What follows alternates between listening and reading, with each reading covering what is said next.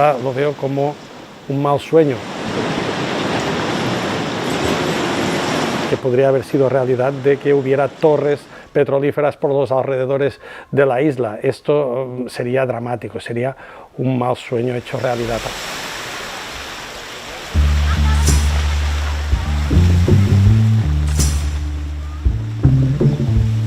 No se conocía este problema. Nosotros conocimos esta amenaza cuando ya estaban dados los permisos y se estaban tramitando los proyectos.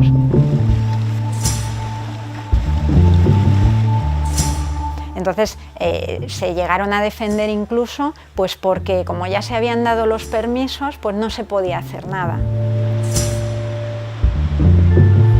Το 2012 έγινε γνωστό ότι οι πετρελαϊκές εταιρείες είχαν λάβει άδειες για έρευνες υδρογονανθράκων στην Ισπανική Μεσόγειο, γύρω από τις Βαλεαρίδες, την Ήμπιζα, τη Φορμεντέρα, τη Μαγιόρκα και τη Μενόρκα. Οι ντόπιοι δεν ήθελαν να το διακινδυνεύσουν.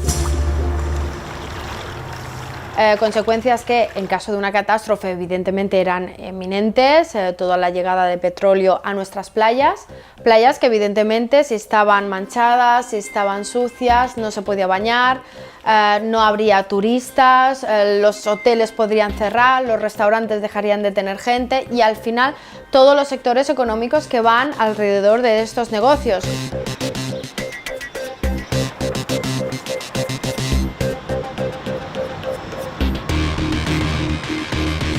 Αλλά η αλήθεια ήταν ότι χωρίς περιβαλλοντική έγκριση από την κεντρική κυβέρνηση, οι έρευνες δεν μπορούσαν να προχωρήσουν. Είχε έρθει η ώρα της αναμέτρησης.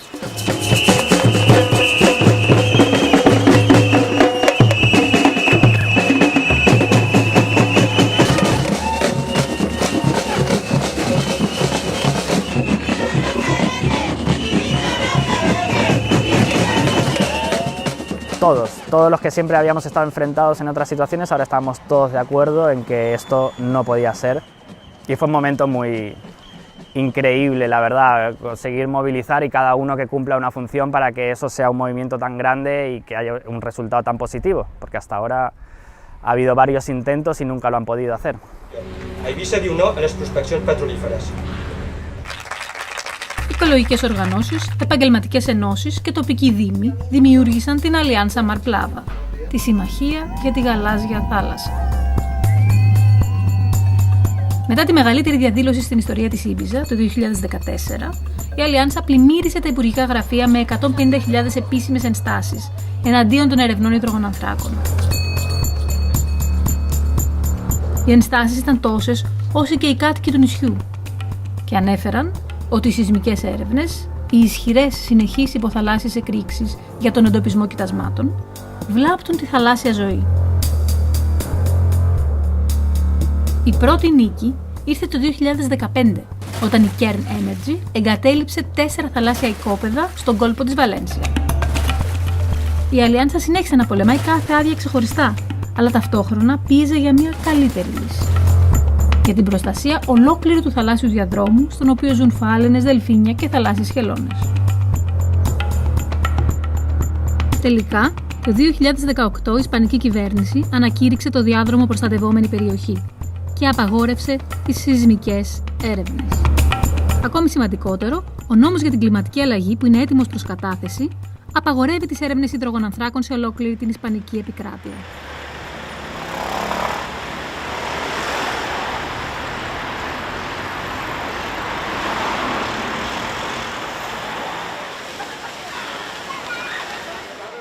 Empezamos a trabajar, aunque al principio parecía utópico, en que se aprobara una ley que protegiera todo el Mediterráneo de las prospecciones petrolíferas y aunque eso al principio era realmente un deseo, finalmente se ha convertido ya casi en una realidad.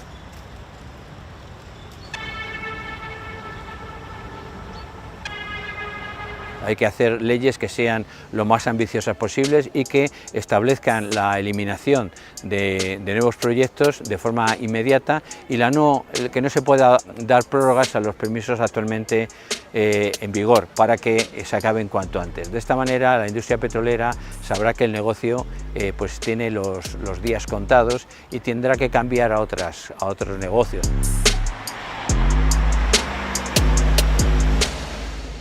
Y muestra de ello es que yo creo que ninguno de nosotros creíamos que en el primer día que nos empezamos a reunir, si nos hubieran dicho todo lo que hemos llegado a conseguir, creo que nadie lo hubiéramos pensado.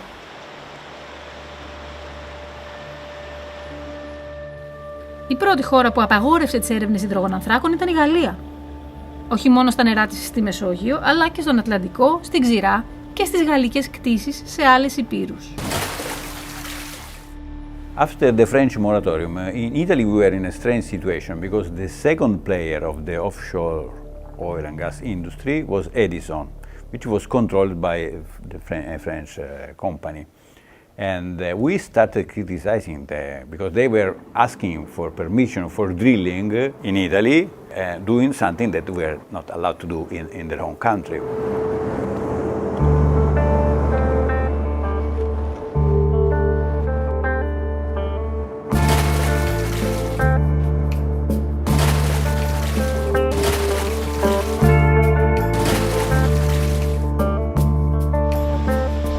La prima misura è che abbiamo posto una moratoria alle trivellazioni, perché vogliamo redigere nero su bianco una mappa, quindi mappare tutta l'Italia e dire qui si possono fare estrazioni, qui non si possono fare. Quindi per il momento abbiamo sospeso tutti quelli che erano i procedimenti in corso per le autorizzazioni relative.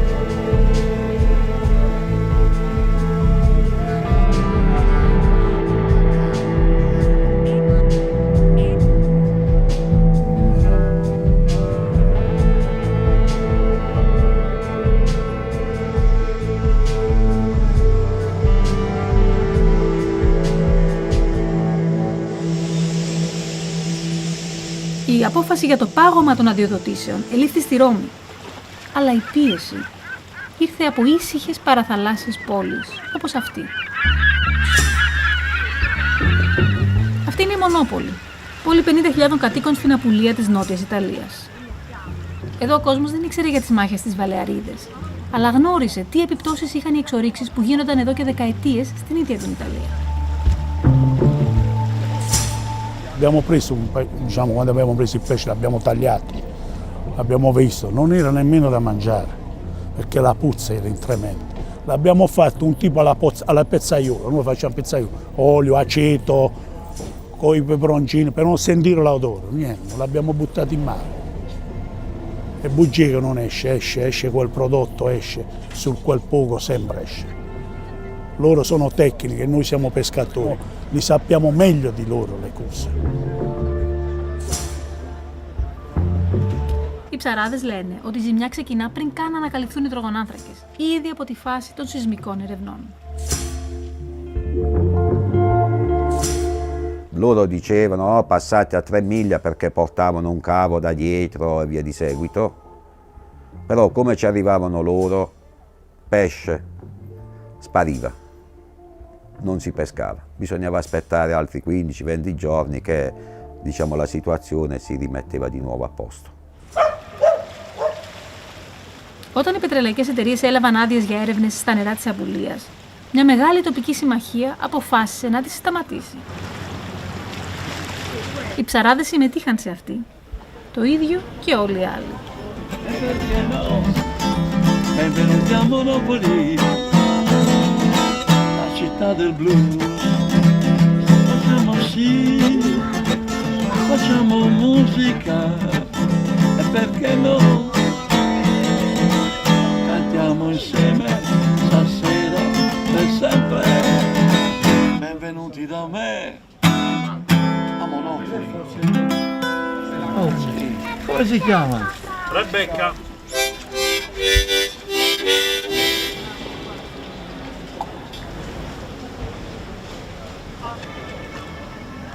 Superando tutti gli schieramenti è stato un atto di coraggio, forse il primissimo nella storia della nostra nazione, in cui destra e sinistra si sono trovati d'accordo su un argomento e ha cominciato a 2 anni di distanza, al 2010, a dire no alle trivelle.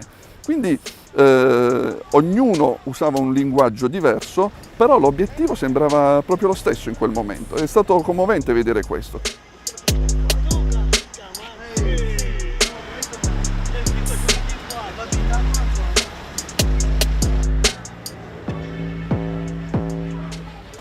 E all'inizio era difficile, non capita tutti i giorni di capire come contrastare un permesso di ricerca sulle trivelle, quindi era proprio anche capire come comportarsi, se aveva senso, che so, confrontarsi con la regione, confrontarsi col ministero, confrontarsi con i giudici per il TAR, fare una manifestazione di piazza. Poi abbiamo fatto tutto fondamentalmente. Οι πετρελαϊκές εταιρείες ελπίζουν ότι όταν λήξει η περίοδος αναστολής θα ξεκινήσουν εκ νέου τις έρευνες. Οι ακτιβιστές και οι τοπικές αρχές διαφωνούν και η μάχη συνεχίζεται. Εν τω μεταξύ, στην άλλη όχθη της Αδριατικής, η Κροατία αποφάσισε να διακόψει τις έρευνες υδρογονανθράκων στη θάλασσα το 2016. Η Κροατία επέλεξε να προστατεύσει τη θαλάσσια ζωή, την αλεία και το τουριστικό εισόδημα. Το ίδιο δίλημμα αντιμετωπίζει και η Ελλάδα με ακόμη εντονότερο τρόπο. Η ελληνική Τάφρος είναι η βαθύτερη περιοχή της Μεσογείου, η πλουσιότερη σε βιοποικιλότητα και αυτή που γεννά τους ισχυρότερους υποθαλάσσιους σεισμούς. Εδώ η ExxonMobil, η Repsol, η Total και άλλες έχουν άδειες για έρευνες υδρογονανθράκων. Ο κόσμος στην Κέρκυρα, τη Λευκάδα, την Κεφαλονιά, τη Ζάκυνθο και την Κρήτη συνειδητοποιεί όλο και περισσότερο τι διακυβεύεται. Το σκηνικό για την επόμενη αντιπαράθεση έχει στηθεί και το ευρύτερο ερώτημα έχει επανέλθει.